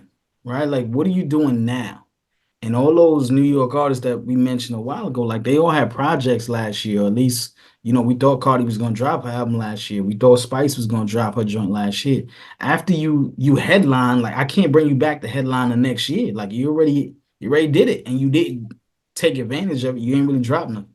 Now Fabio did drop something last year, but he hasn't done enough to really cement himself as more than a New York artist. He kind of, that first project was a good look. I know Kanye was involved, but it kind of it got messy after that. So yeah, I can't be mad at the lineup. At the end of the day, we're not the target audience, right? Like my age group, your age group, and we around the same age. We're not dang, the am I target getting audience. old? That's kind of what it is, man. We get to that point where it's like they don't care about us, man. Like this is for the kids. So the kids might mess with Sleepy Hollow. They definitely mess with Sexy Red, like She's so. gonna be. I'm telling you, she is going to bring the most energy. She is going to bring. Her fans are going to come out heavy. I Sexy Red. mean, that's why it's weird, right? Because you're talking about Sexy, Doja, DeVito, Offset, Meth, and Red. I feel like those are five different audiences. Even Sleepy Hollow is a totally different audience from any of those people. So Nobody's going for Offset, and he's my favorite Migo. But people people aren't like, yeah, I'm going to see Offset. And it's so funny because that song he has with Don Tolliver, mhm. I I've never heard Offset's verse on the song. I think people only know. No, seriously, I think people only know the hook. Mhm, mhm. So it's just like it was. Listen, it was great PR even getting him on Right, right. And I mean, because I know he's a performer. Like I've seen videos, I right, know he's a right. performer, but at the same time, like, What is he gonna perform? right. At the same time, it's that. Like, what are you gonna do? If you're not doing Migos joints, do I really want to see you? You know, if you're gonna be out there, no Cardi, like what we gonna do with you? So now if you bring Cardi out as a special guest, you probably win the crowd over. But besides that, I just don't know. You know, and that's just a testament. Like Summer Jam used to be the biggest artist in the game, right? Like the big, and it was in Jersey. It was at the stadium. Now it's in Long Island. First of all, I'm not going. I'm not going to Long Island, Sam. Like, and I've been to a few Summer Jams. I made the trip to Jersey because the artists were big enough, right? Like, I gotta see such and such, right? Like, I've seen Fab there. I've seen everybody, well, Joe Button was my guy, and Joe Button killed that stage a few times, or at least a couple of times. I've seen Fabulous. Not Joe Button. We're not gonna get into that. Not Joey. Not what Drake said. Like you failed. Like you Oh get an my F. gosh, we're We're not not even gonna gonna get get into into that. we're not gonna get into that today. I've seen Jada there, I've seen the Locks there. Pump, pump, pump it up. Wait, wait. Oh What, my hold on. What God. Drake said? Drake was like, "They're going crazy over here, Joey." Like in the video. I'm not gonna get into that. Joey's my guy. Joey's Oh my guy. man. And that's the thing. Like I don't Personally or music wise, because it's a different. Music wise, music. I actually don't like Podcast Joe. Like I didn't sign up for Podcast Joe. I'm confused by Podcast Joe. Like again, Joe is somebody I've interviewed, right? Like so now seeing him do interview, the same guy who didn't want to do interviews is interviewing. Like this is weird. But Needs the money. Where's the money listen, coming right? from? Everybody got to get to the bag. I'm not mad at it, but yeah, I don't really need Podcast Joe in my life. But I get it. Like we're in this space in entertainment where the entertainers are now the media personalities. And that's okay. But I mess with Joe as an artist. Um, and I get that he's not everybody's cup of tea, and that's fine, but that's who I mess with. But Summer Jam, back to that, like that's just not what they're trying to be anymore. And again, maybe it's just an age thing. Maybe I can't relate because I can't relate to these Well, artists. you know who does have a crazy lineup, right? So I'm taking my mom to the Strength of a Woman concert with Mary, Hmm. and it's gonna be at Barclays. So it's Mary, it's 50, it's Fat Joe, it's Joe Scott, it's Lola Brooke, it's Mooney Long, Mooney Money, Money. her. Who else? It's a few. I think it's Jada. It's Jada Kiss, and then there's It takes like a whole maybe lot. two. Yeah, I think it's maybe two other people that I'm like. For me, that lineup is enough. I went to see 50 at the Final Lap tour in Atlanta in August. Yeah. Let me just say he's definitely coming for Beyonce. The nigga changed 6 times. The nigga had the choreo with Uncle Murda and what's this man name? Tony Yeah. Yayo. They was you would have thought they was busting Smith Star. Like speaking of Buster was there too. Jeremiah was there too. That was a great show. Like 50, like when I like great show. Like they played Window Shopper and I really lost it. Like that was just like my song. Like that's like the energy of that song. And when they played it in the whole, it was outside too. Like, yeah, I'm ready to go see Mary. I'm ready to see 50. And it might just be my age. Maybe it is. But I still enjoy Sexy Red too, because yeah, Sexy is gonna give a great show. Like it's going to be up. So yeah, but I remember Summer Jam being one of those things. I've never been, by the way. I remember it being one of those things where when I was younger, all the like fine older niggas was going. It's like, damn, I want to go. Like, you know what I'm saying? All the fun. And I don't feel like they be there no more for real, for real. Yeah, Like, I don't think again, I think it's become an age thing. Like how old you gotta be to be a fan of, as a guy, to be a fan of Sexy Red Doja Cat. Like that I'm gonna take the time out to make this trip. I'm playing for this. I don't know. I don't know. So, it'll be Okay. different. Like if you had a Hove there, like yeah, I'm make it. But I just think it's a testament to, the artist. Like everybody's on tour right now, right? So there's no point. Like Drake and J. Cole just got off tour, right? Like so those caliber artists not gonna make it. Future and Metro just announced they going on tour. So all those artists we were talking about before, they all going on tour.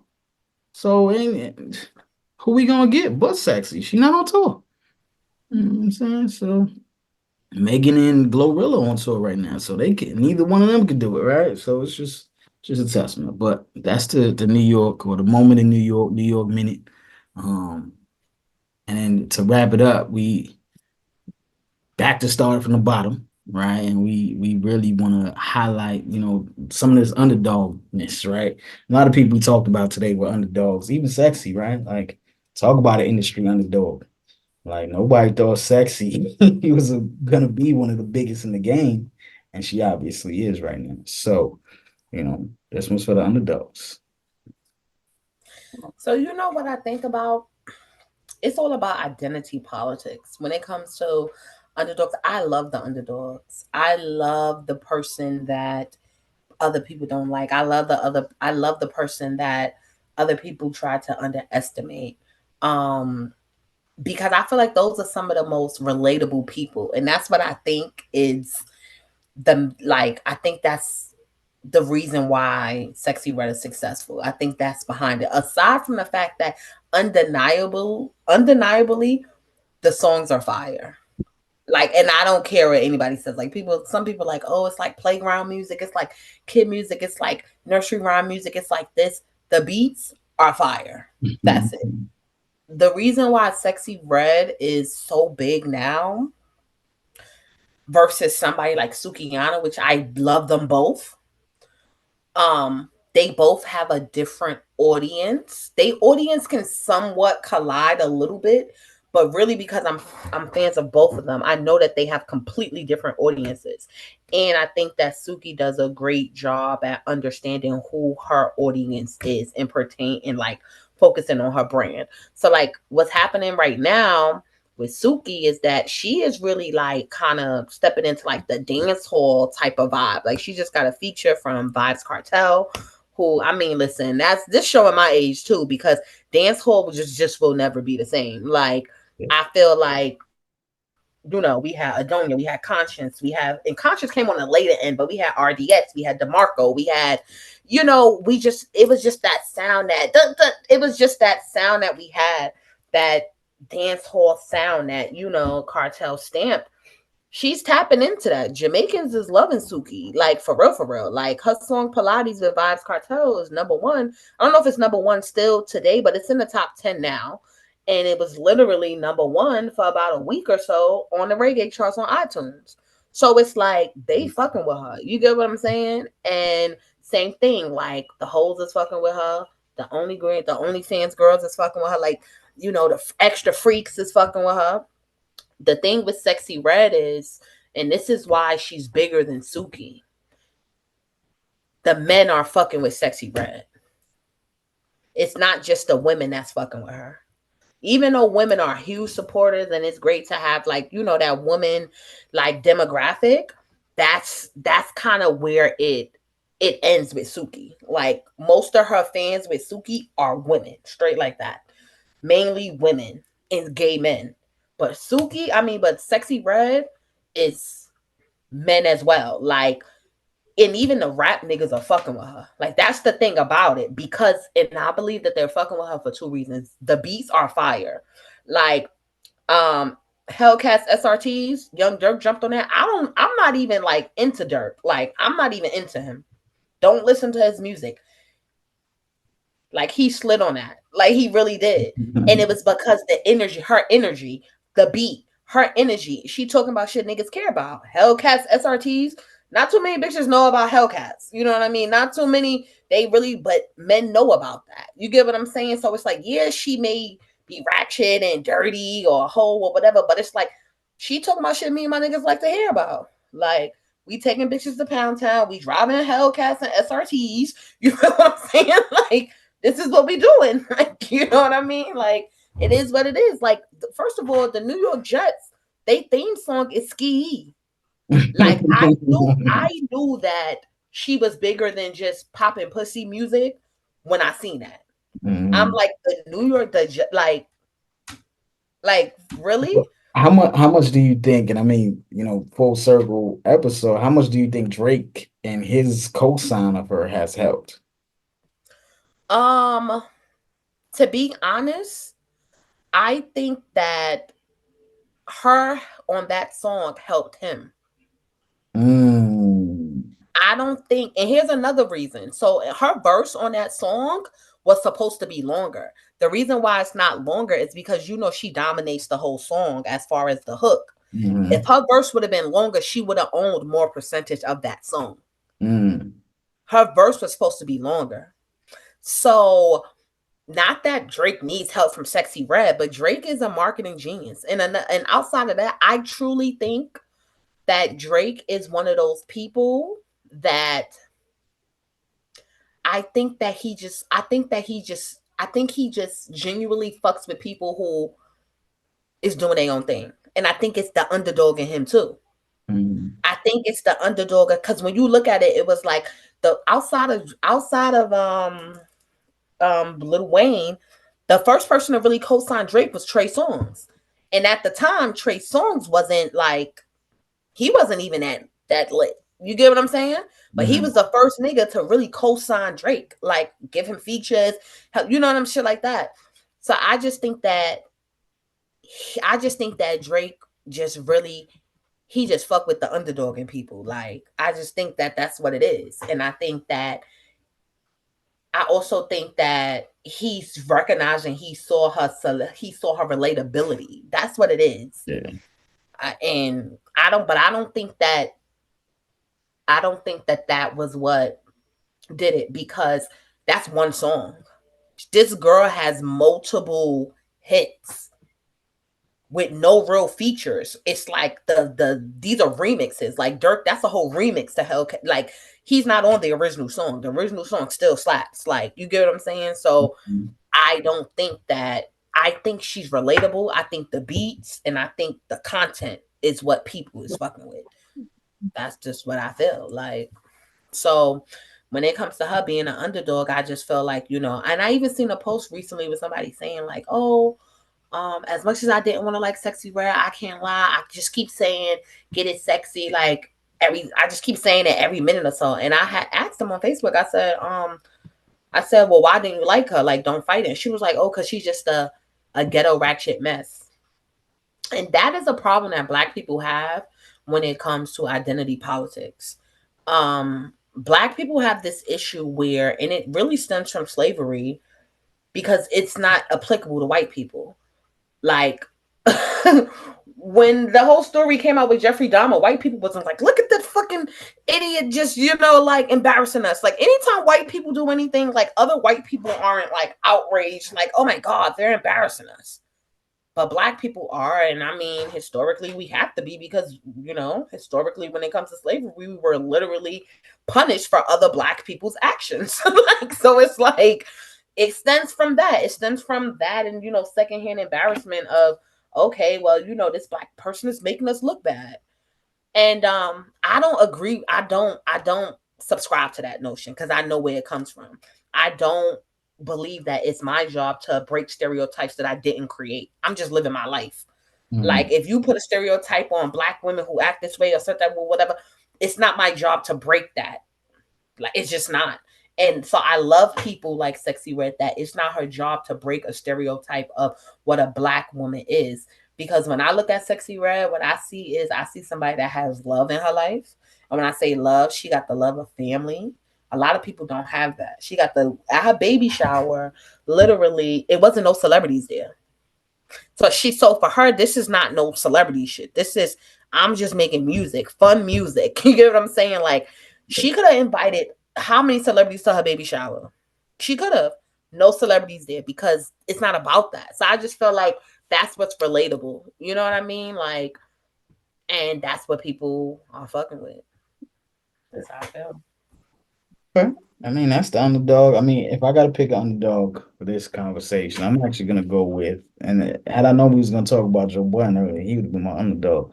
But I'm gonna go with Wale, and I'm only gonna go with Wale because, especially in the midst of all this beef, right? Like I feel like he's the forgotten piece in all this, right? Like and it just so happened that Meek Mill kind of threw him under the bus just a couple of weeks ago as well. But I feel like Wale just doesn't get enough love in this industry for someone who has done as much as he's done, right? Like he kind of carried MMG. I get that, Meek was there and Ross was there, but those MMG projects, all three of them, they were pretty much executive produced by Wale. And he was they were trying to thread a needle with three different types of artists, right? Ross, Meek. I understand that they just put out their joint album, but that flopped for a reason, right? It's because you didn't have Wale that could kind of thread that needle between the two of you to figure out how to pick the right hooks, to figure out how to pick the right beats, et cetera, et cetera. I seen somebody talk. There was a post about like, oh, J. Cole, Kendrick, and Drake are the big three. Wale, Big Sean, and somebody else are the mid three. And I'm like, how are we giving them the mid three? Like, Wale is as big as these dudes. It's just a situation of he hasn't had the right label situation. Like, realistically, you look at what he was able to do with Bad, and a lot of this was independent. Yeah, he had support from Ross, but like Wale has always felt like he was out here trying to be around dudes that he had no business being around. Like Wale the poet nigga, you've been around long enough. Like I've seen this dude before. I know him. He the dude in high school that is nice or whatever he's doing, but like he don't really fit in with none of these. He can't sit at none of the tables, right? Like he want to, right? And he might, right? Like he could sit here for a day or two, but like he know in his heart, like this not the table for me, for real, for real. Like I gotta go. I'm gonna try this table out. So he keeps like trying different tables out, but like realistically, like he just gotta with the right management, with the right situation, Wale can be bigger than all of those artists. But unfortunately, like you're in the industry long enough, sometimes it's not even possible, right? People have already decided who So, you are as an artist. And I think that's what's going on with for Lauren, right? Like there's a perception of who he is and who he should be, even though he has so much more potential. so it's so funny that you brought up Wale. Love Wale. I do not think that Wale is necessarily an underdog. And the reason why I say this, I remember when I was working for InStars, which is a entertainment publication. This is like 2015, 2016. This is around the time that Nicki was dating Meek. And my two editors were white men. And neither one of them knew who Meek was, but they knew Wale. Mm-hmm. And But and they Wale had the whole project with Seinfeld, so that makes sense, but right? see that's but see this is what I'm saying. This is why I feel like, you know, again, this goes back to identity politics as well because, like, I feel like Wale is. I'm not gonna say he's good where he's at because if he has more goals and aspirations and stuff, but I feel like to say like potential, like I don't think that it's a potential thing. I think that Wale has made his name. I think that yes, if he did have a different management, that he could possibly be bigger. But I think that Wale is one of those people that is content with what he has and what he's contribute to the game. And the reason why I say that is because when you look at him and when you look at somebody like Meek Mill, right? Who again, this is identity politics because a lot of people think that because Meek is a street nigga that he's not a bitch ass nigga. He's a bitch ass nigga. He's just a street nigga, but a lot of street niggas are bitch ass niggas.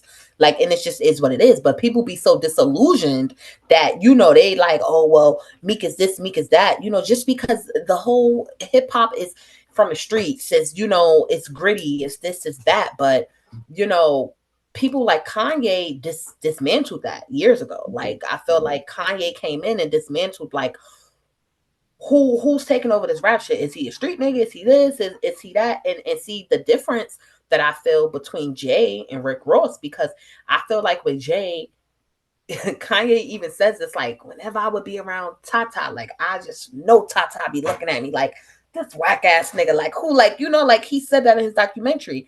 I still feel like Jay was able to still see the artistry in him and respect that, and still see, and I feel like that's the difference with Rick Ross. I feel like Rick Ross really, yeah, for the music side, but I don't think that Rick Ross really respect Wale, if that makes sense. I don't, like, on some man shit, on some street shit, like on some just whatever. And I'm not a man, but I just feel like on that level, I don't think that Rick Ross respects Wale versus Jay-Z respected Kanye. Like, you get what I'm saying? Like, he respected him.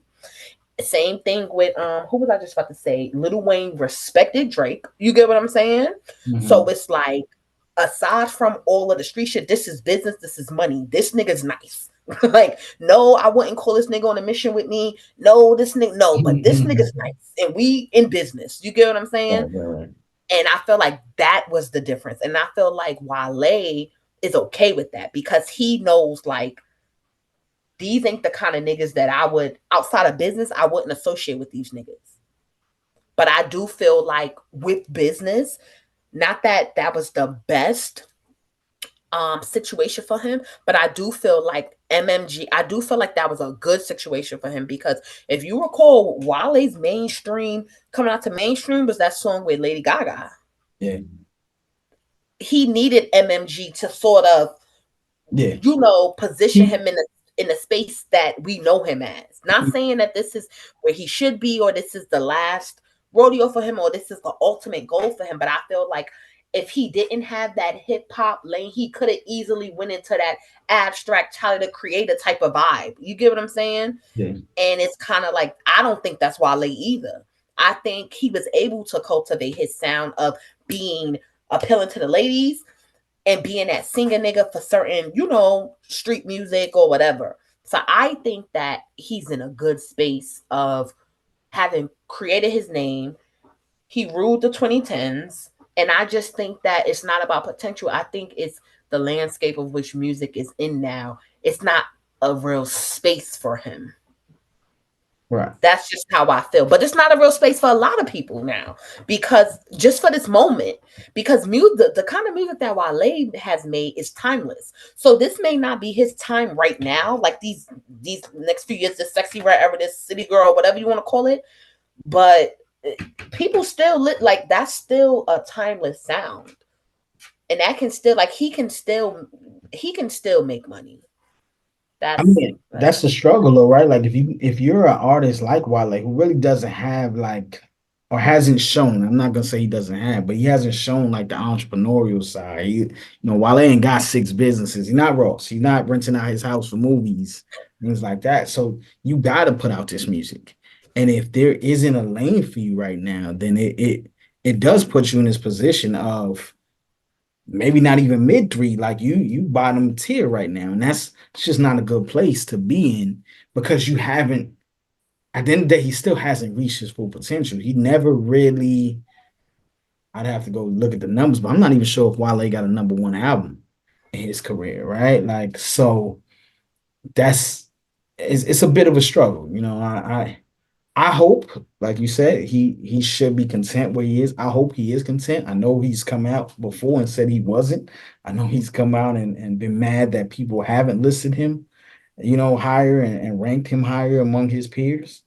Um, but maybe that's changed, with time and evolution. Maybe he is in a better place. But I do think there's room for improvement. I think there's room for him to figure out a bit more. And I hope that people do respect him and highlight him in a way that he should be highlighted because he has provided us with hits, over and over again. So I think that's a good place to put a pin in this thing. Tell the people how they can reach you, follow you, get in touch with you, all that good stuff. Yes, so guys, again, Penny Blackwright. So it's Penny Blackwright is BLAC no KWRITE. So literally Black BLAC right. I'm Penny Blackwrights on everything. So I'm Penny Blackwrights on Instagram, on Facebook, on Amazon. Please check out Amazon, read some of my novels, some of my romance, some of my erotica, and check me out. And yeah, we're gonna be doing this every week. We're gonna be talking about a lot of entertainment things, bringing in some, a little bit of politics, current events, things like that. So just stay tuned. I'm Kevin Parle with me on everything, Parle with me. Um and I look forward to tapping in and chopping it up with y'all some more. So this was fun. Can't wait to It do it was. again. Yes. It was fun. Bye guys. Later.